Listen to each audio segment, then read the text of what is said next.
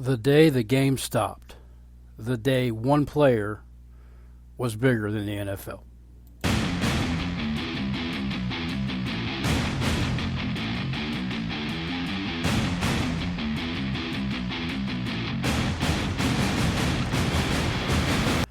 We've been taught, and our brain has trained us over the last however long you've been watching the game.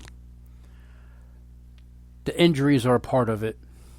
And I'm sure you've heard 2 or 3 different versions of this. But I wanted to give my take on last night's injury to Damar Hamlin at the Bengals game. And we've been taught to just move on, next man up, the show must go on, the game stops for no individual one person. Well, last night it did. And I got to say, hats off to the Bengals and the Bills for seeing that happen. I don't know what the NFL was going to do. I don't know if they was going to make them play that game after the injury. I don't know. But if the powers that be between the coaching staffs for Cincinnati and Buffalo said, no, we're not playing this game, good for them. If the players had said, we're not going back out there, good for them. If the NFL said, yeah, we're not going to make you play, the show does not go on.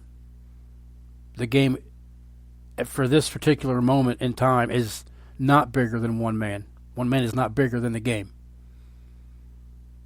Because for one moment, for one night, for one game, one man was and still remains bigger than the game.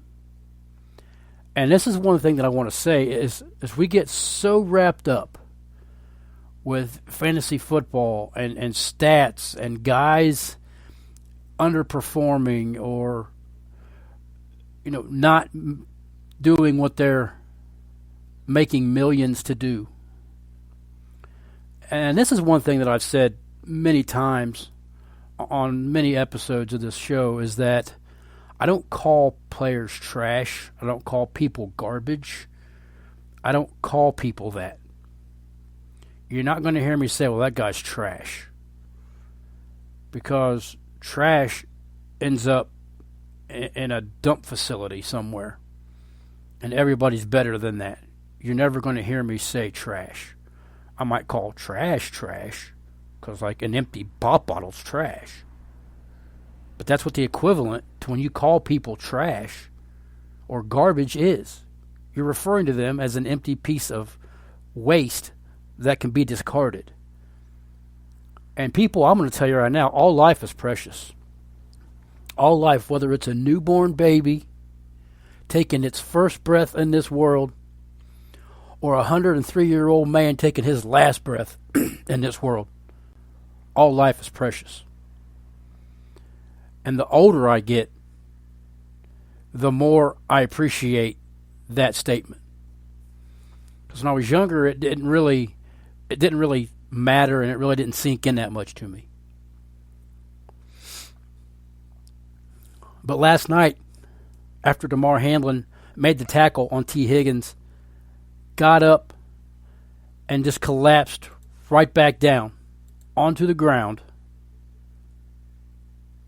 at that particular moment in time, all life is precious. The game meant nothing. And it's just like anything else. You go to commercial break, you come back from commercial break, and, players are still down. We see that all the time. But it didn't take long for us to realize this was a little bit different. Because you see players, and we couldn't see down on the field. The team was the team was guarding what was going on, and good for them. But we knew by the look on people's faces. Okay, this wasn't just a torn ACL or somebody went down with a concussion-like syndrome. This was serious because the young man got up and just fell straight back. I'm like, well, that's not good. And he didn't get back up.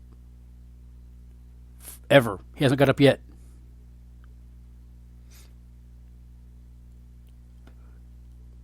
The game stopped. All of a sudden, NFC or our fantasy championships didn't matter. To me now, almost 24 hours later, they still don't matter to me. I'm not worried about it. I was in 5 championships yesterday, and I don't care because it's bigger than the game.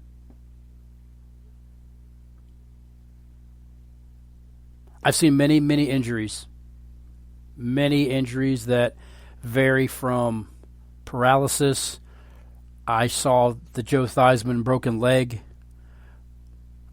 I actually watched that game. I watched it in real time. Tim Crumry, years ago, Bengals lineman, broke his leg. Nasty. Saw that. Joe Theismann ended his career. Adam Talaferro is one I was talking about last evening with some guys. Defensive back for Penn State. Got hit. Paralyzed. Never played again. Barely walking these days.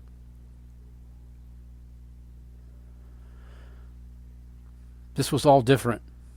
This was all different because never had I seen, once I heard that they were doing CPR on a 24-year-old young man on the field because he was unresponsive. Nothing else mattered at that point.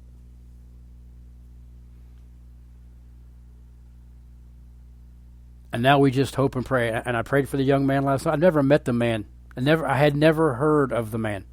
Apparently he was a team captain at Pittsburgh in college. I never heard of him. I never heard his name until I saw him get beat on the opening series when Hayden Hurst beat him running down the seam. That's the first time I heard his name. But now everybody knows his name and will most likely never forget it.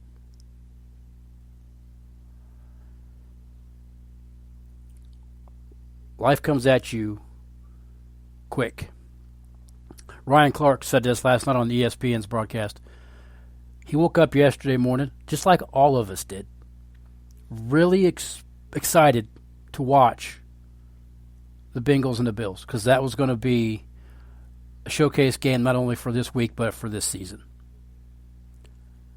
And we all went into that with hopes of, if you're a Bengals fan or you're a Bills fan or maybe you root for the AFC, whatever the case may be. Maybe you just have your favorite player. Maybe your favorite player is Josh Allen or Joe Burrow. Maybe your favorite player is Damar Hamlin. You just wanted to see those guys play. I had fantasy involved, so I was really wondering, was I going to be able to hold off of playing for the Devy Championship? I was going against both quarterbacks. But I had both Bengals big-name receivers. I was really invested in that. And then all of a sudden, I didn't care anymore. When I realized the severity of the situation and you see players bawling their eyes out and in shock and disbelief because what's happening on the field, what we didn't know, was the young man's heart stopped beating and he was unresponsive for like 9 minutes. Now, I'm not a doctor, but the human body needs oxygen to the brain, and I think you get like 4 minutes before stuff real bad happens. So they had him on oxygen, keeping air flowing. They brought him back to life, the way it sounds. I don't know for a fact, on the field. It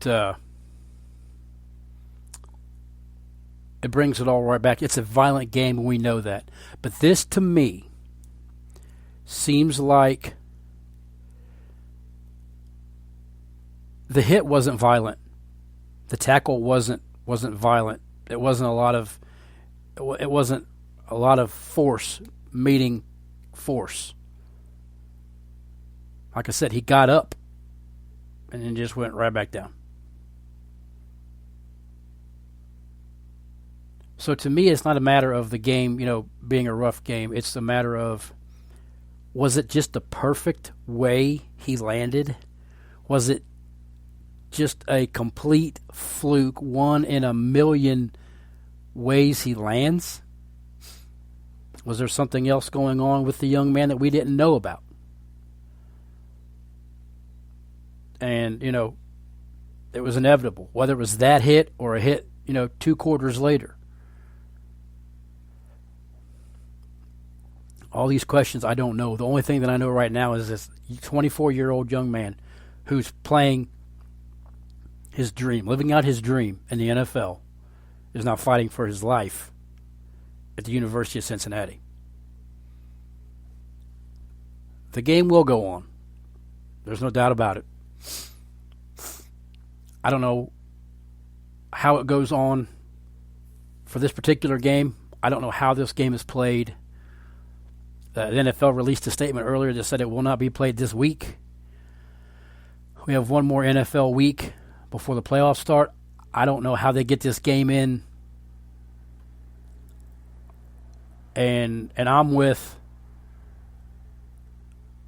Colin Cowherd. I watched a script from Colin today that said just call this game a tie. Give them both a tie, and we move on. Now, that's just for the record. That's just for the league. I don't know how these players. You got to think this was Monday night. Okay, you got to think this was a day later. So this Buffalo team has to fly back to Buffalo, which I read that they did, and figure out how to turn the page and get ready for their Week 18 game. I'm not sure how you do that either. This is tragedy like we've never seen on a football field before. I've seen way bigger tragedies. I've dealt with way more tragedies in life.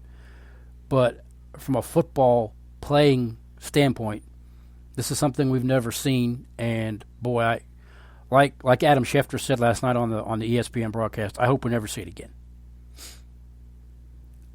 I was stunned. I was speechless. I was just completely in awe. And I had never heard of the young man until last night's game. But the outpouring of support, the outpouring of prayer and just uplifting is inspiring to mankind. It does reaffirm your faith that there are, it reaffirms your faith in mankind a little bit. You saw Bengals players and coaches going from their locker room to Buffalo's locker room just to help console or help, just do whatever they needed to do in that moment. Be in that moment to offer support, kind words, just whatever that they could do at that moment. And I implore you all, if you're listening to this, to do the same thing. Pray to lift up this young man, if it's God's will, that he recovers from this. Say a little prayer for him. I said a little prayer for him last night. I felt a little bad saying a prayer for him and then praying about my little puny issues that I pray about every night. Like, this kind of pales in comparison, to what this young man and his family are going through right now. My little puny issues seemed a little bit, maybe not so important anymore. Life come at you fast, and these guys are playing a kid's game at a high level, and all he wanted to do is play this game. And now he's fighting for his life in UC Medical Center. As of right now, all we know is this game will not be played this week, and there's no talk of any Week 18 changes. That's all we know going forward. That's all that I know going forward. I can't report on anything more than that because nothing else has been released.